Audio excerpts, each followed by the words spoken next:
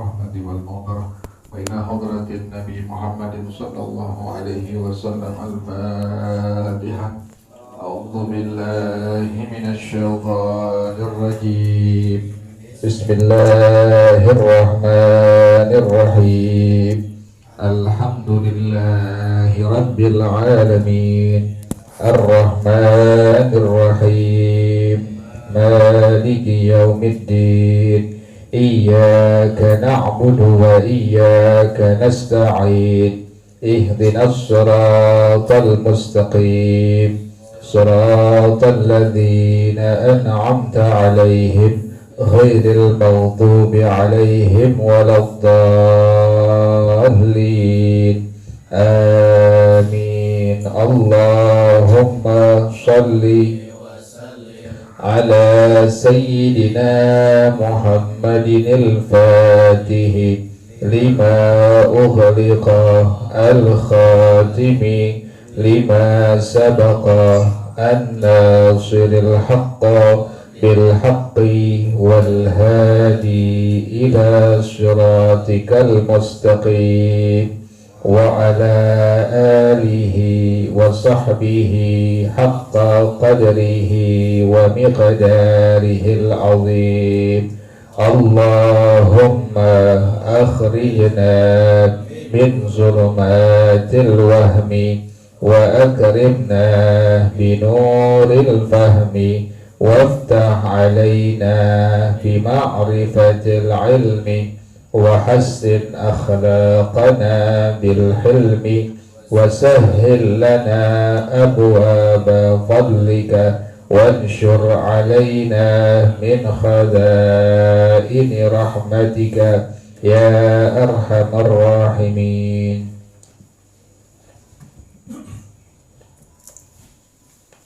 Bismillahirrahmanirrahim. Alhamdulillahi rabbil alamin. Wassalatu wassalamu ala ashrafil anbiya'i wal mursalin wa ala alihi wa sahbihi ajma'in. Qala syekhul imamul muallif rahimahullah wa adaman naf'a bihi wa barakati ulumihi wa bikum fid daraini amin. Qala radiyallahu ta'ala ankum. Bismillahirrahmanirrahim. Faslun fi ahkamil mukhabarati. Fasal menjelaskan tentang hukum-hukum al-mukhabarah wal muzara'ati, dan hukum al-muzara'ah, wa kira'il ardi, dan hukum menyewakan tanah. Jadi hukum al-mukhabarah, hukum al-muzara'ah, yang ketiga hukum kira'ul ard, menyewakan tanah. Qala Muhammadun Ar-Raziyu fil Mukhtari, berkata Al-Imam Muhammad Ar-Razi dalam kitab Al-Mukhtar, wal khabiru al-mukhabarah wal khabiru al-akkaru. Al-khabir, kalimat al-khabir artinya al-akkaru, pembajak tanah. Wal khabiru an-nabatu, yang kedua kalimat al-khabir adalah an-nabatu, tumbuh-tumbuhan. Jadi ini ngebahas sedikit masalah al-mukhabarah. Al-mukhabarah ada kalimat khabir. Khabir itu makna yang pertama al-akkaru, artinya pembajak tanah. Yang kedua al-khabir an-nabatu, tumbuh-tumbuhan. Wa fil hadisi nastakhlibul khabira, dalam sebuah hadis ada kalimat nastakhlibul khabira, maksudnya adalah aina qata'un nabata wa na'kuduhu, kami memotong dan memakan tumbuh-tumbuhan. Jadi kalimat al-khabir tadi, al-mukhabarah, diambil dari kalimat dari kata al-khabir. Al-khabir yang pertama maknanya al-akkaru, membajak tanah. Yang kedua adalah maknanya an-nabatu, tumbuh-tumbuhan. Dalam hadis ada kalimatnya nastakhlibul khabira, itu kalimatnya al-khabir. Artinya nastakhlibul khabira ay naqta'un nabata wa na'kuluhu, kami memotong dan memakan tumbuh-tumbuhan. Wazar'u, karena muzara'ah tadi al-mukhabarah, diambil dari kalimat al-khabir. Nah sekarang al-muzara'ah. Wazar'u tarhul badri. Az-zar'u adalah tarhul badri, meletakkan bibit. Wazar'u aydan al-inbatu.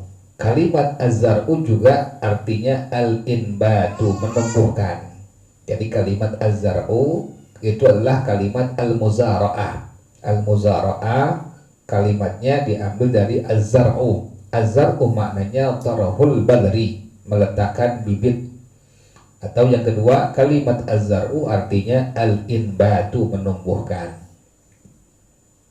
Wahia ayil mukhabaratu, dia maksudnya kalimat al-mukhabarah. Jadi ada hukum al-mukhabarah, ada hukum al-muzara'ah, ada hukum kira'ul ardi. Nah, al-mukhabarah adalah amalul amili, seorang pekerja bekerja fi ardil maliki, di tanah orang yang punya tanah, bi ba'di ma yakhruju minha, dengan sebagian hasil yang keluar dari tanah tersebut. Contohnya kanis bizar'i, separuh dari tanaman-tanaman yang ditanam. Wal badru minal amili, sedangkan bibitnya itu dari si pekerja. Itu yang disebut dengan al-mukhabarah. Jadi dia yang bekerja di tanah milik seseorang, kemudian nanti ada bagiannya buat dia, tapi bibitnya, bijinya itu diambil daripada si pekerjanya. Ka'an yakulal maliku lahu, seperti contohnya orang yang punya tanah bilang kepada si pekerjanya, amaltuka alal ardi litazra'aha, aku memperkerjakan engkau di atas tanah aku agar engkau menanamkannya. Wal ghullatul hasilatu bainana nisfani mathalan, dan hasilnya nanti yang ada antara kita setengah-setengah contohnya. Itulah yang disebut dengan hukum al-mukhabarah. Jadi tanahnya milik orang lain, dia bekerja doang, bibitnya dari si pekerja, tapi nanti hasilnya dibagi dua, setengah-setengah. Itulah yang disebut dengan hukum al-mukhabarah. Wa idza dafa'a syakhsun ila rajulin ardan ay makkanahu minha, apabila seseorang menyerahkan kepada orang lain tanah, artinya diberikan kewenangan kepadanya dari tanah yang dia miliki. Tujuannya apa? Liyazra'aha, agar dia menanamkannya, bibadril amili, dengan bibit dari si pekerjanya, au bibadril maliki, atau bibitnya dari orang yang punya tanah. Wa syarata ayil maliku lahu ayil amili juz'an katsiran kana au qalilan, dan orang yang punya tanah memberikan syarat kepada si pekerja satu bagian yang banyak atau sedikit, ma'luman, yang telah diketahui, bil juz'iyati, dengan bagian-bagiannya, contohnya kan nisfi, seperti setengah, wathuluthi, sepertiga, warrubu'i, seperempat, min ri'iha ay min fawaidil ardi, dari manfaat tanah tersebut. Ini bagaimana hukumnya?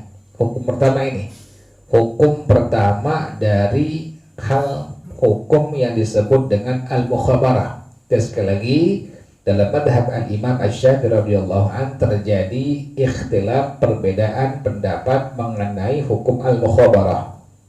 Ini hukum pertama.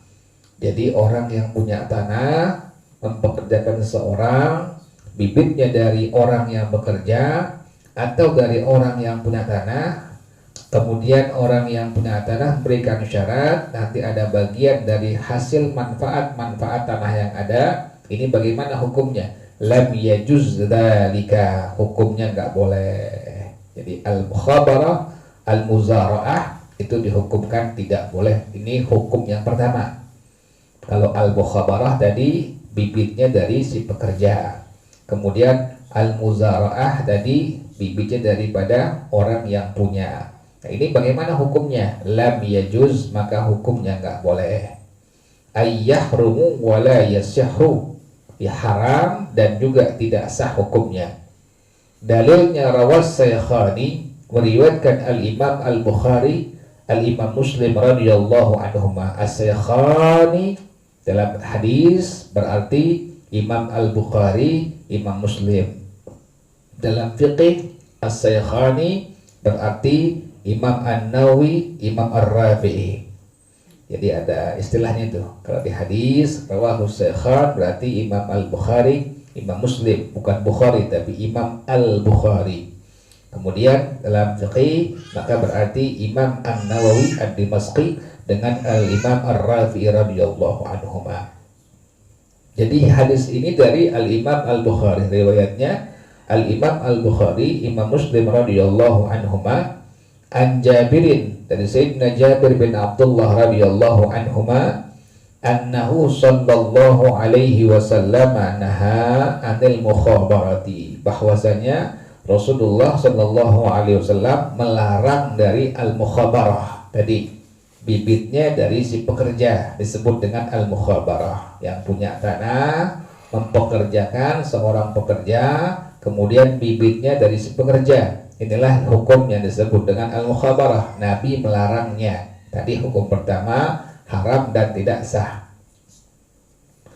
Dalil yang kedua, warawa Muslimun an Thabit bin Dhahhaki, riwayat Imam Muslim radhiyallahu anhu, hadis akhir sanad dari Sayyidina Thabit bin Dhahhak radhiyallahu anhu, annahu sallallahu alaihi wasallam naha anil muzara'ati, bahwasanya Rasulullah sallallahu alaihi wasallam melarang hukum al-muzara'ah. Jadi hukum yang pertama al-mukhabarah, al-muzara'ah hukumnya haram dan tidak sah. Wazar'u fil mukhabarati lil 'amili, bercocok tanam pada hukum al-mukhabarah adalah lil 'amil. Tujuannya adalah milik bagian si amil. Kenapa demikian? Li'anna zar'a yatba'ul badra, karena bercocok tanam, mengolah tanah mengikut daripada bibitnya. Jadi al-mukhabarah bibitnya dari si pekerja. Wa alaihi lil maliki ujratu mithlil ardi, dan atas si pekerja tadi tugas dia wajib memberikan upah, uang sewa tanah kepada orang yang punya tanah. Itu pada hukum al-mukhabarah. Wazar'u fil muzara'ati lil maliki, sementara az-zar'u mengolah tanah, bercocok tanam pada hukum al-muzara'ah lil maliki, milik daripada orang yang punya tanah. Wa alaihi lil amili ujratu mithli amalihi wa amali dawabbihi wa alatihi, atas orang yang punya tanah wajib memberikan upah bekerja kepada si pekerjanya, kemudian juga biaya sapi misalnya, biaya untuk menyewa kerbau misalnya, atau alat-alatnya, alat-alat untuk membajak atau mengolah tanah tersebut. Itu merupakan kewajiban dari orang yang punya tanah.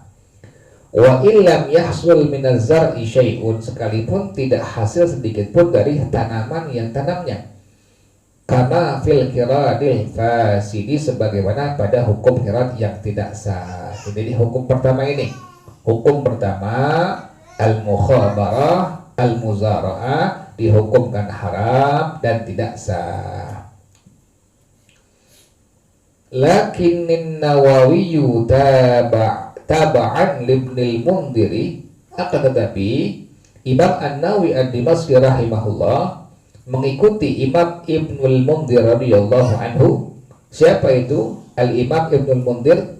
Wa huwal imamu Muhammad bin Ibrahim bin Mundhiri An-Naisaburi, yaitu Al-Imam Muhammad bin Ibrahim bin Al-Mundhir An-Naisaburi. Jadi Al-Imam An-Nawawi Ad-Dimashqi mengikuti pendapat daripada Al-Imam Ibnul Mundhir radhiyallahu anhuma. Bagaimana yang dia ikuti? Ikhtara jawazal mukhabarati, beliau memilih hukum al-mukhabarah adalah boleh. Jadi pendapat yang pertama dalam madhab kita, dalam madhab al-Imam Asy-Syafi'i radhiyallahu an, bahwasanya hukum al-mukhabarah, hukum al-muzara'ah haram dan tidak sah. Pendapat yang kedua, inilah pendapat yang dipilih sebagai ikutan dari al-Imam An-Nawawi ad-Dimashqi kepada al-Imam Ibnu Munzir radhiyallahu anhu. Beliau memilih bahwasanya hukum al-mukhabarah adalah hukumnya boleh. Ai min jihatid dalili, ditinjau dari segi dalilnya. Jadi bolehnya ditinjau dari segi dalilnya.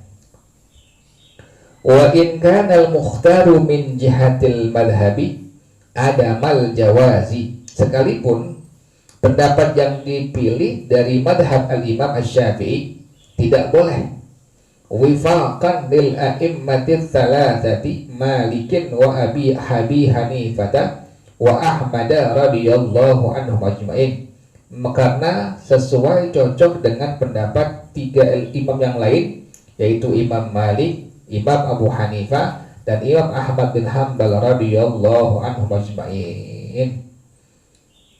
Fama qalahu an-Nawawi taba'an libnil Mundhiri, maka yang dikatakan oleh al-Imam An-Nawawi ad-Dimashqi.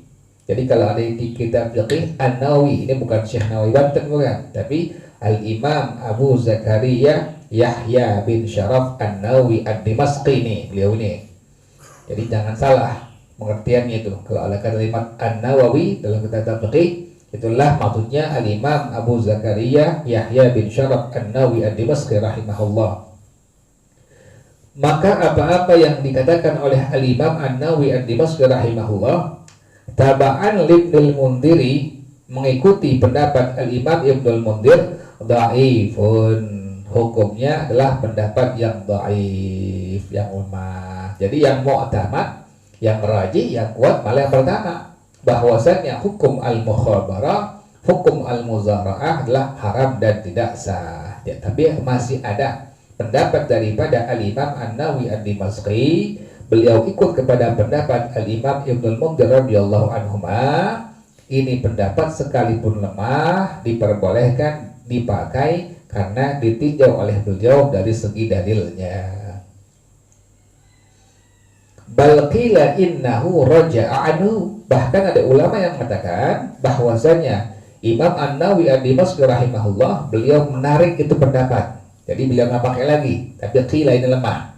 Ada ulama yang berpendapat al-Imam An-Nawawi ad-Dimashqi rahimahullah menarik kembali pendapat beliau. Kalau ada kalimat raja'a anhu, berarti itu imam, itu ulama telah menarik pendapatnya. Jadi kalau ada kalimat raja'a anhu di kitab fiqih, ada kalimat raja'a anhu, maka maksudnya ulama tersebut telah menarik pendapatnya dan tidak diperbolehkan dipergunakan. Jadi ada qila, ada pendapat ulama yang mengatakan bahwasanya al-Imam An-Nawawi ad-Dimashqi rahimahullah menarik pendapat yang tadi, yang memperbolehkan hukum al-mukhabarah tinjauannya dari segi dalilnya. Jadi hukum al-mukhabarah sekali lagi adalah hukum yang diikhtilafkan, diperselisihkan dalam madhab kita, dalam madhab al-Imam Asy-Syafi'i radhiyallahu an. Yang pertama hukumnya haram, tidak sah, tadi dalilnya dua hadis yang sahih. Kemudian yang kedua adalah hukumnya boleh. Ini pendapat dari al-Imam An-Nawawi ad-Dimashqi mengikuti pendapat daripada al-Imam Ibnul Munzir. Ini pendapat yang dhaif. Wallahu a'lam bishawab.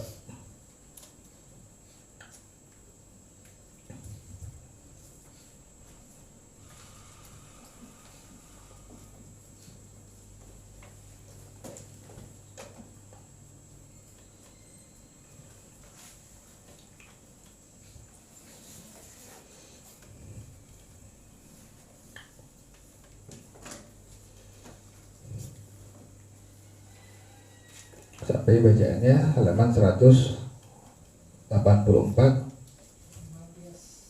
Wa ammal qiyasu,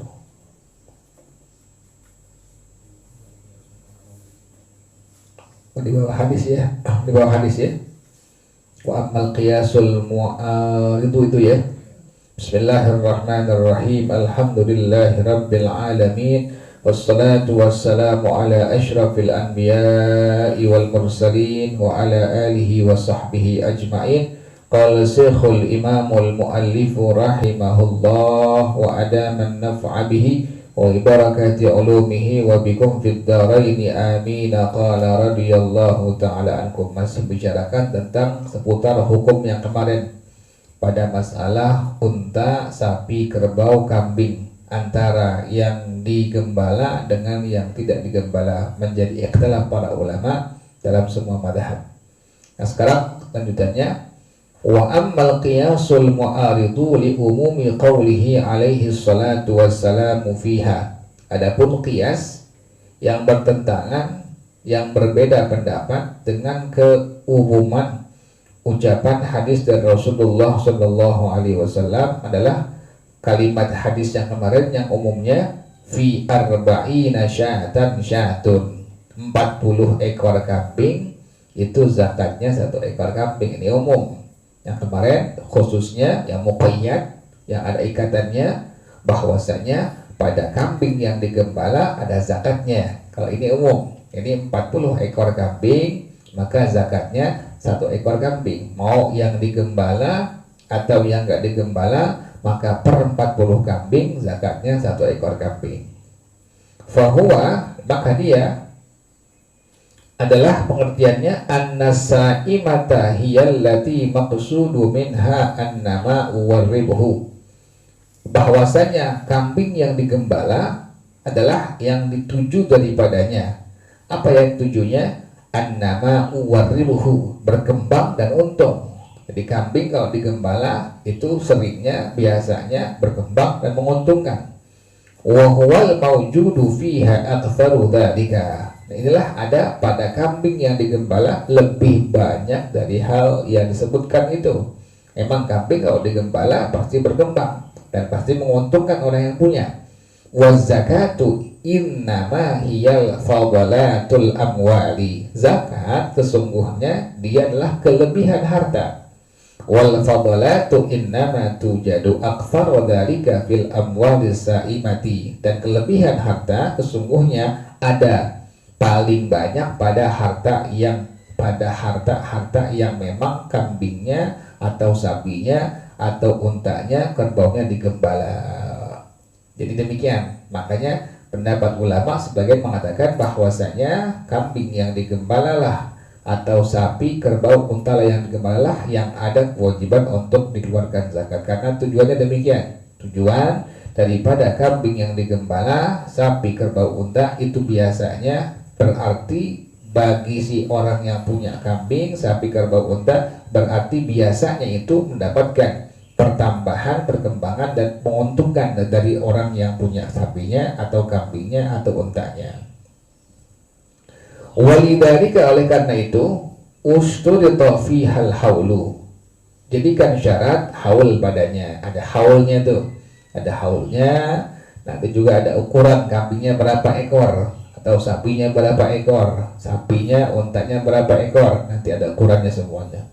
Inilah pendapat ulama yang merupakan pendapat yang mengatakan bahwasanya hanya kambing yang digembalalah atau kerbau, sapi, unta yang digembalalah yang ada kewajiban untuk dikeluarkan zakatnya. Faman khassasa bihadzal qiyasi dzalikal umumah, maka ulama yang mengkhususkan keumuman tersebut dengan kias ini, lam yujibiz zakata fi ghairi saimati, tidak mewajibkan zakat pada binatang ternak yang tidak digembala. Jadi kalau seandainya ulama ini mengkhususkan keumuman hadis tersebut di atas dengan kias ini, maka berarti tidak mewajibkan zakat pada hewan, kambing, sapi, kerbau, unta yang tidak digembala. Wa man lam yukhassis dzalika, dan ulama yang mengkhususkan hal itu, mengkhususkan keumumannya dengan kias ini, wara'a annal umuma aqwa, dan ulama ini berpendapat bahwasanya keumuman hadis lebih kuat, aujaba dzalika fi sinwaini jami'an, maka mewajibkanlah zakat seluruhnya pada dua macam tadi. Fahada huwa makhtalafu fihi minal hayawanil lati tajibu fihi zakatu. Maka inilah pendapat ulama yang berselisih pendapat daripada hewan yang wajib zakat padanya. Sekali lagi ya, jadi ada ulama yang berpendapat hanya sapi, kerbau, kambing, unta yang digembala yang ada kewajiban dikeluarkan zakatnya, sementara ada yang enggak. Pokoknya mau digembala mau kagak tetap ada kewajiban untuk dikeluarkan zakatnya. Kemudian masalah habis, masalah baru lagi. Wa ajma'u, ijma' ulama, al-Imam Abu Hanifah, Imam Malik, Imam Asy-Syafi'i, Imam Ahmad bin Hanbal radhiyallahu anhu, semua sepakat ijma' ala annahu laisa fi ma yakhruju minal hayawani zakatun, bahwasanya tidak ada sesuatu yang keluar dari diri hewan tidak ada kewajiban zakatnya, illal asalah, kecuali madu. Nah inilah madu, fa innahu mukhtalafu fihi, para ulama ada perbedaan ikhtilaf pendapat mereka pada masalah madu. Bagaimana hukum madu? Apakah ada kewajiban zakatnya? Fal jumhuru ala annahu la zakata fihi. Jumhur ulama, kebanyakan ulama itu berpendapat bahwasanya tidak ada kewajiban zakat pada masalah madu. Wa qala qaumun, sementara ada ulama yang berpendapat fihi zakatu, madu ada kewajiban zakat padanya. Kenapa demikian? Ada ikhtilaf ulama seperti ini. Wasababu ikhtilafihim, sebab adanya ikhtilaf para ulama pada masalah ini, ikhtilafuhum fi tashihil atharil waridi fi dzalika.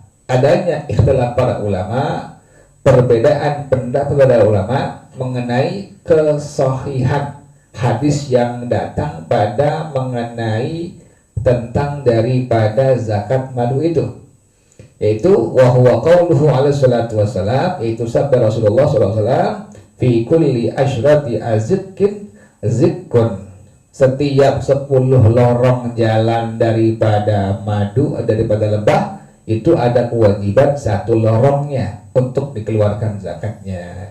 Kharrajahu Tirmidzi wa ghairuhu. Ini hadis riwayat daripada Imam Tirmidzi dan yang selainnya. Hadis ini para ulama mengatakan, ada yang mengatakan sahih, ada yang mengatakan tidak sahih. Yang mengatakan tidak sahih maka berpendapat tidak ada kewajiban zakat pada masalah madu. Yang mengatakan sahih maka berpendapat ada kewajiban zakat pada masalah madu.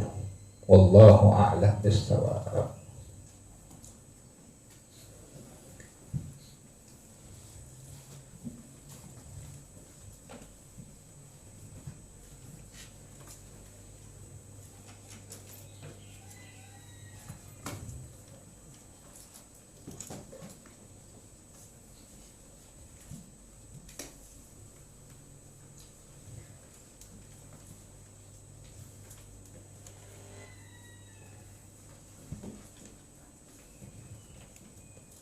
Halaman 181.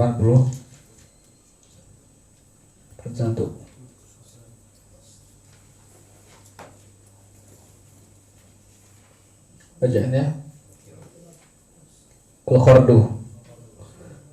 Bismillahirrahmanirrahim. Alhamdulillahi rabbil alamin, wassalatu wassalamu ala asyrafil anbiya'i wal mursalin wa ala alihi wa sahbihi ajma'in. Qala Syekhul Imamul Muallif rahimahullah wa adaman naf'a bihi wa barakati ulumihi wa bikum fid daraini amin. Qala radiyallahu ta'ala ankum. Bismillahirrahmanirrahim. Faslun wal qardu. Ini sebuah pasal. Al-qardu, memberikan pinjaman kepada orang lain.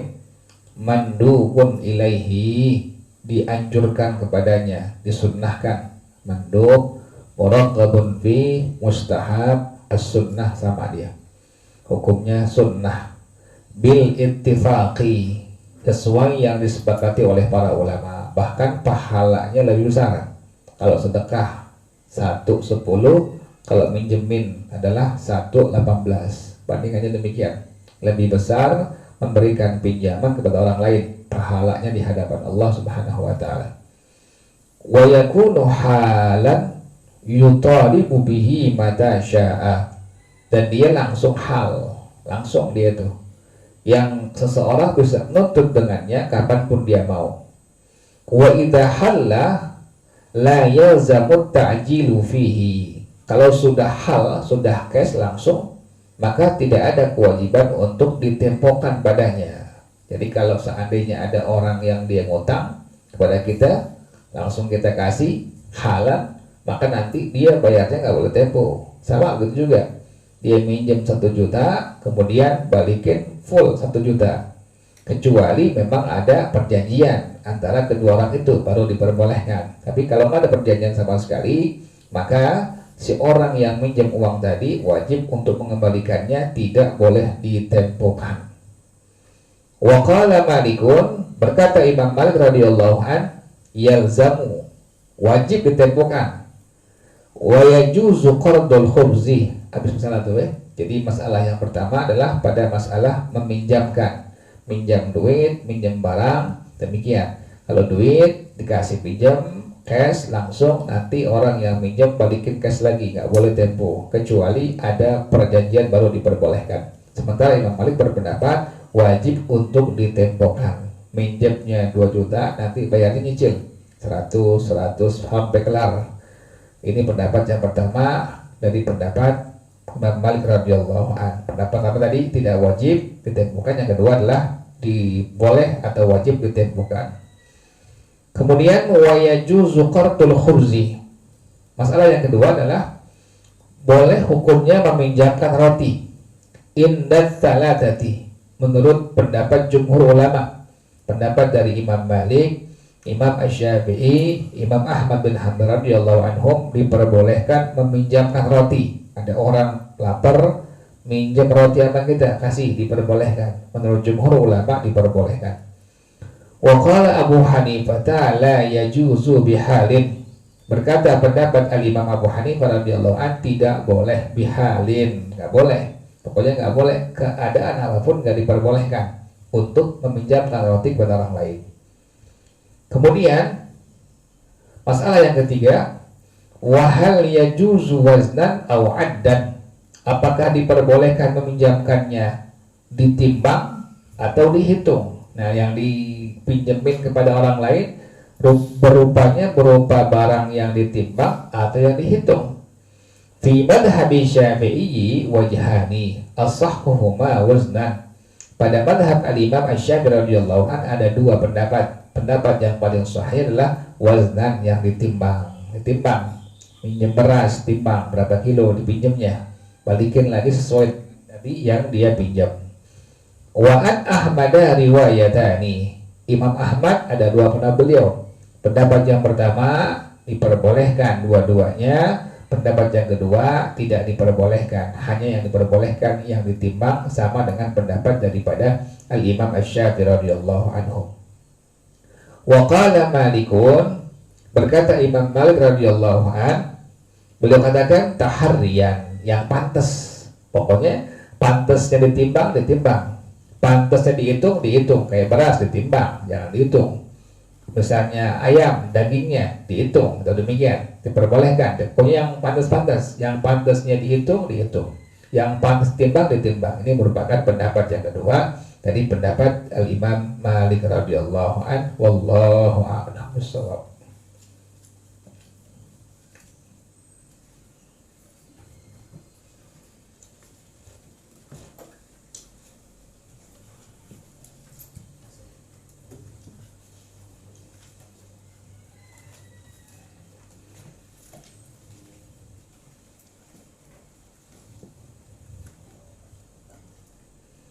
Bismillahirrahmanirrahim. Alhamdulillahi rabbil alamin, wassalatu wassalamu ala asyrafil anbiya'i wal mursalin wa ala alihi wa sahbihi ajma'in. Qala Syekhul Imamul Muallif rahimahullah wa adaman naf'a bihi wa barakati ulumihi wa bikum fid daraini amin. Qala radhiyallahu ta'ala ankum. Maka berkata Al-Imam Al-Habib Abdullah bin Alawi bin Muhammad Al-Haddad sahib Ratib rahimahullah, wa ma ahsanu ma qila fil ma'na. Alangkah bagusnya sesuatu yang dikatakan oleh seorang ulama pada makna hadis, pada makna keterangan di atas. Man yattaqillaha, orang yang bertakwa kepada Allah, fadzakal ladzi siqa ilaihil majrur rabihu, maka itulah yang digiring kepadanya al-majrur rabihu, perniagaan yang penuh keuntungan.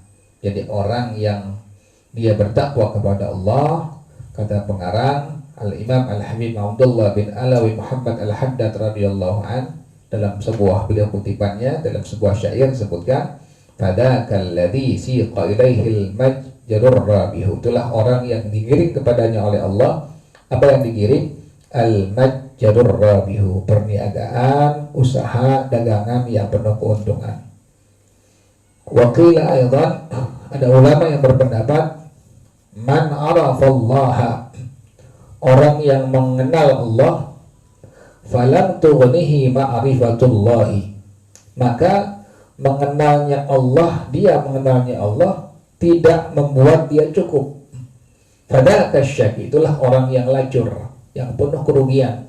Udah tahu Allah, udah kenal Allah, malah falam tughnihi ma'rifatullahi, dia nggak menyembah Allah, nggak beribadah kepada Allah, nggak meminta kepada Allah. Fadzaka syaki, itulah orang yang lacur, orang yang sangat rugi. Ma darra ta'ati ma nalahu fi ta'atillahi wa ma dalaqi, tidaklah membuat dia bahaya.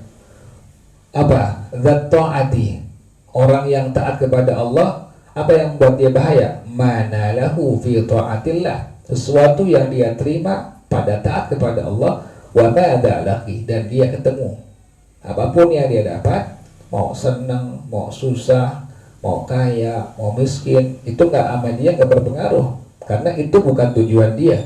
Tujuan dia hanya taat, bakti, takwa kepada Allah Subhanahu wa taala. Makanya pengarang rahimahullah sudah mengatakan, ma darra ta'ati ma nalahu fi ta'atillahi wa ma dalaqi. May yasna'ul abdu bi izzil ghina, tidaklah seorang berbuat dengan kemuliaan kekayaan, tidak demikian.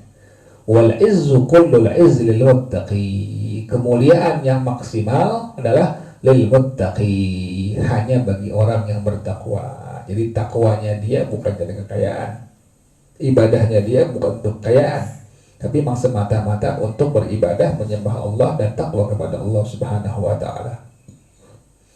Qala ulama ridwanullahi alaihim, berkata para ulama ridwanullahi alaihim, at-taqwa, taqwa adalah ibaratun an imtithali awamirillahi ta'ala, satu ungkapan tentang menjalankan perintah-perintah Allah Ta'ala, wajtinabi nawahihi, dan menjauhkan larangan-larangan Allah Ta'ala, zahiran wa batinan, zahir dan batin, lahir dan batin, ma'astish'arit ta'zimi lillahi, disertai dengan perasaan yang maksimal mengagungkan Allah. Jadi takwa satu ibarat, satu ungkapan, melaksanakan semua perintah-perintah Allah, menjauhkan semua larangan Allah, lahir dan batin, disertai dengan perasaan yang maksimal dalam mengagungkan Allah.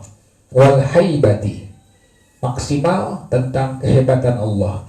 Wal khasyati wal rahbati minallahi, dan maksimal dalam takut kepada Allah Subhanahu wa taala. Itulah yang disebut dengan takwa pada pendapat ulama yang lainnya.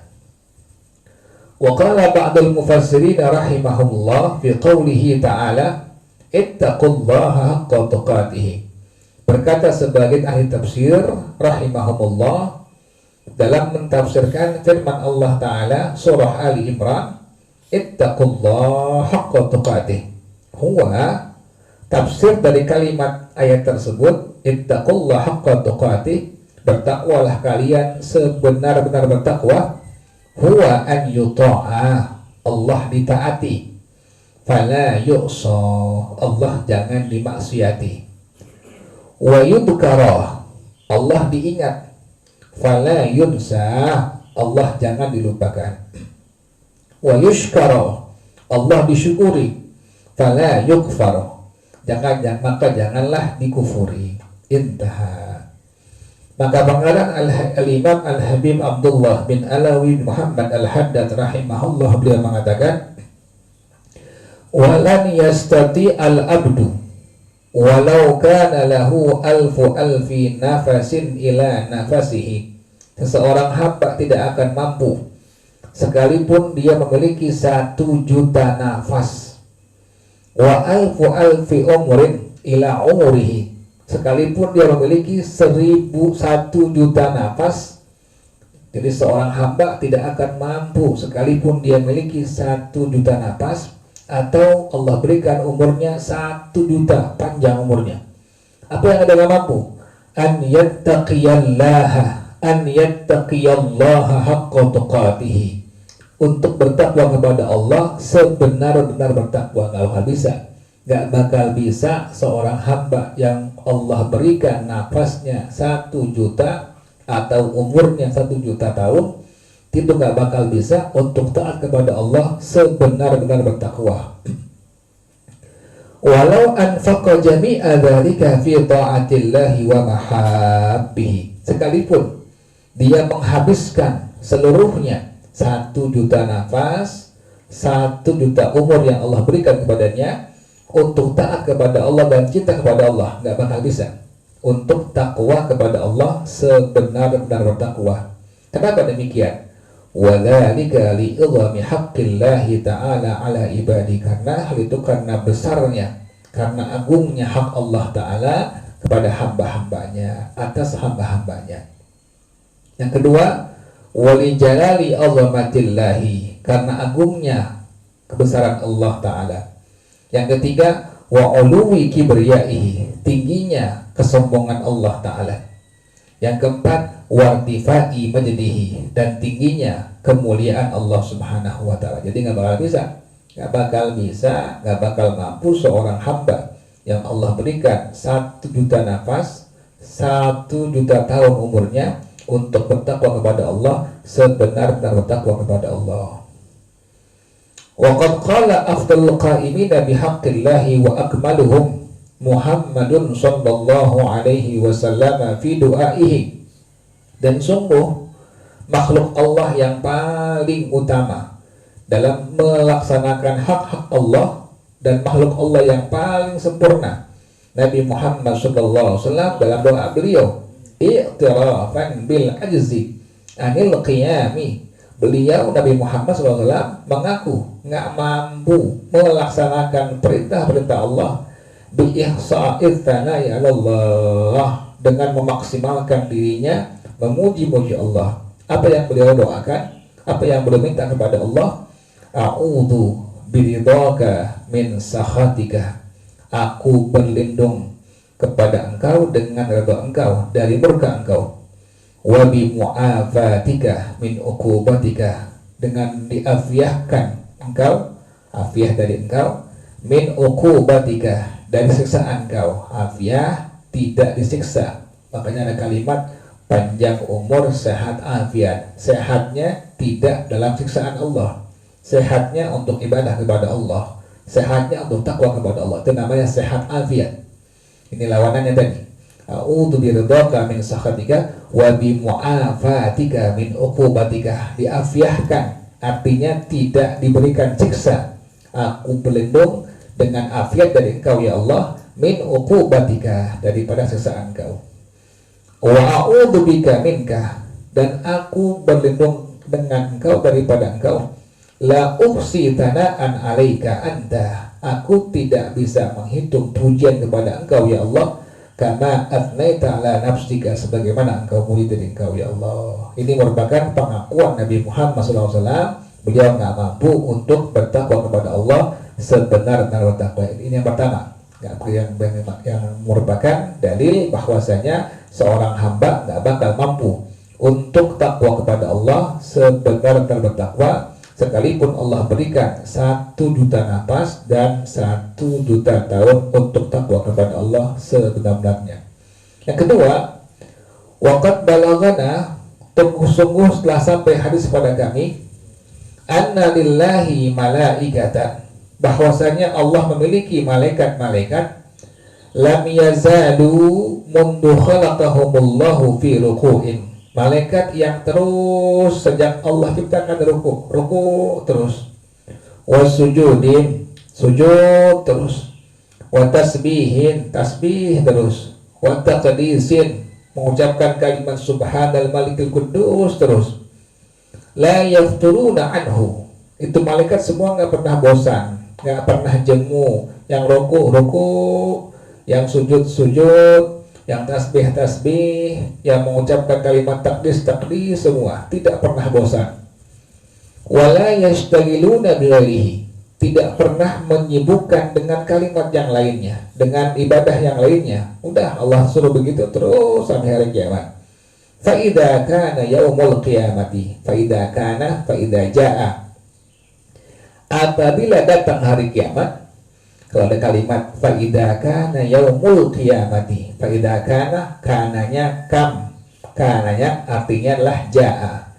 Apabila datang hari kiamat, yaquluna, maka mereka semua mengatakan subhanaka, maha suci engkau ya Allah, walakal hamdu, dan pujian hanya milik engkau ya Allah, ma arafnaka haqqa ma'rifatika, kami tidak pernah mengenal engkau ya Allah sebenar-benarnya, wala abadnaka haqqa ibadatika, dan kami tidak pernah bisa menyembah kepada engkau ya Allah sebenar-benar sembahan kepada engkau. Ini malaikat yang memang kerjaannya nggak pernah berbuat dosa kepada Allah, masih mengakui demikian. Ini pun dalil sama bahwa seorang hamba, siapapun hambanya, tidak akan mampu untuk bertakwa kepada Allah sebenar-benar takwa kepada Allah.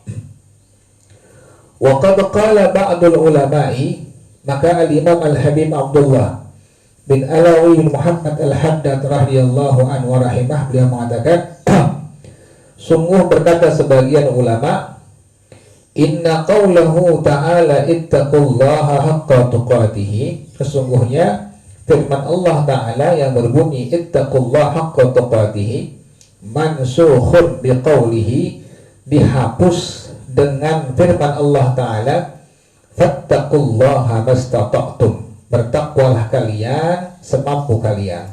Jadi kalimat ittaqullah haqqa tuqatihi, bertakwalah kalian kepada Allah sebenar-benar bertakwa kepada Allah, sebagian ulama mengatakan sudah dihapus dengan ayat yang lain, yaitu fattaqullah mastata'tum, bertakwalah kalian kepada Allah semampu kalian. Wa qala ba'duhum, berkata sebagian ulama rahimahumullah, al-ayatu tsaniyatu mubayyinatun lil muradi minal ayatil ula. Ini pendapat yang kedua. Tadi pendapat yang pertama mengatakan bahwasanya ayat dari ittaqullaha haqqa tuqatih telah dihapus oleh ayat yang berbunyi fattaqullaha mastata'tum. Pendapat yang kedua mengatakan ayat yang kedua tadi fattaqullaha mastata'tum mubayyinatun lil muradi minal ayatil ula, menjelaskan maksud ayat yang pertama. Ayat yang pertama mengatakan ittaqullaha haqqa tuqatih, bertakwalah kalian kepada Allah sebenar-benar takwa kepada Allah, dijelaskan dengan ayat fattaqullaha mastata'tum, maka bertakwalah kalian kepada Allah semampu kalian. La nasikhatun laha, bukan menghapus ayat yang pertama. Jadi ayat yang kedua menjelaskan ayat yang pertama. Wa hadha huwas shawabu insyaallah taala, inilah yang benar insyaallah taala. Kenapa demikian? Kata al-Imam Al-Habib Abdullah bin Alawi bin Muhammad Al-Haddad sahib Ratib, beliau mengatakan bahwasanya penjelasan yang kedua lah yang insyaallah taala benar tadi ya. Fattaqullah mastata'tum, bertakwalah kalian kepada Allah semampu kalian, menjelaskan ayat yang pertama ittaqullaha haqqa tuqatih. Kenapa demikian? Fa innallaha ta'ala walahul hamdu. Ini yang disebut dengan jumlatun mu'taridatun tuh ya, walahul hamdu ya. Fa innallaha ta'ala walahul hamdu. Itu kalimat jumlah mu'taridah, tidak ada kaitannya dengan kalimat fa innallaha ta'ala, tidak ada kaitannya dengan kalimat la yukallifu nafsan. Tuh, itu disebut dengan jumlah mu'taridah, atau sama bandingan dengan kalimat astaghfirullah alladzi la ilaha illa astaghfirullah alladzi la ilaha. Kalimat la ilaha juga disebut dengan jumlah mu'taridah. Fa innallaha ta'ala, maka sungguhnya Allah Ta'ala walahul hamdu, dan semua pujian hanya milik Allah. Itu namanya disebut dengan jumlah mu'taridah. La yukallifu nafsan, Allah tidak membebankan satu jiwa illa wus'aha, kecuali sesuai dengan kemampuannya. Wa in kana lahu dzalika law aradahu wa amara bihi li'anna lahu an yaf'ala fi mulkihi wa sultanihi ma yasha'u. Sekalipun Allah bisa membebankannya, yang Allah kehendaki, yang Allah perintahkan. Kenapa demikian?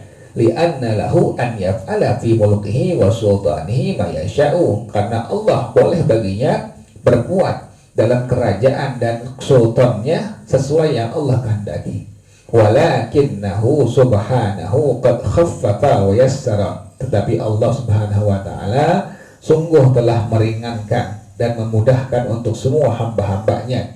Kama qala ta'ala, sebagaimana Allah berfirman, yuridullahu an yukhaffifa ankum, Allah menginginkan meringankan daripada kalian semua hamba-hamba Allah. Wa khuliqal insanu dha'ifa, dan manusia diciptakan dalam keadaan lemah. Kali yang kedua, yuridullahu bikumul yusra, Allah menginginkan kemudahan untuk kalian hamba-hamba Allah.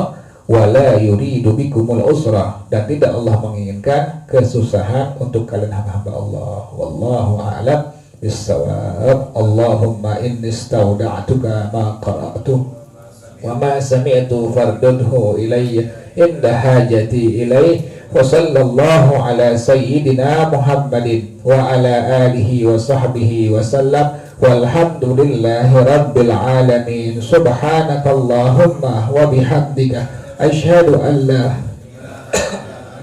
astaghfiruka wa atubu ilaik. Alhamdulillah ala ni'amillah, alhamdulillah ala barakatillah, alhamdulillahi hamdan yuwafi ni'amahu wa yukafi'u mazidah. Walhamdulillahi rabbil alamin. Ya Rasulullah salamun alaik ya rafi'a syani wa daraji. Ya Rasulullah salamun alaik ya rafi'a syani wa daraji. Ya Rasulullah salamun alaik ya rafi'a syani wa daraji. Allahumma salli wa sallim wa barik alaihi wa ala alihi.